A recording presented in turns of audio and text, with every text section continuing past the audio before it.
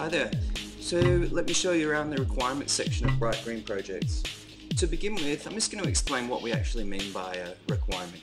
Now, a requirement specifies what we want the system to do in order to fulfill a certain need of a customer. So traditionally in waterfall projects, we've got requirements of type business requirement, functional requirements, or technical requirements.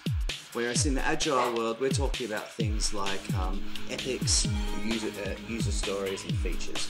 So in the example of our Spacebook application here, this is an Agile implementation, so these are all stories. So let's just run through a few of them. So the first one here, as a user, I can connect with other users of Spacebook so we can see each other's information. So when we're writing stories, it's important to specify who the person is that the story is written on behalf of, so in this case it's the user, what they want, so they want to be able to connect with other users of Spacebook, and again it's important to actually talk about the actual reason or the value, so in this case they're saying so we can see each other's information. Requirement 10 underneath here, this is just to show the tree structure. This is actually an epic. Click on that little triangle and it breaks it down further and further and further, so you can see there was an epic, a story and a task.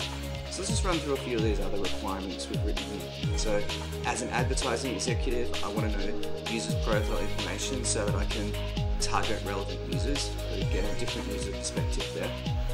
Another one here, as a user, I want to be able to have a live chat with my friends so that I can use Facebook rather than using Google Chat or MSN. So I'm just going to drill into this requirement now. You can drill in by either clicking on the text or on the number.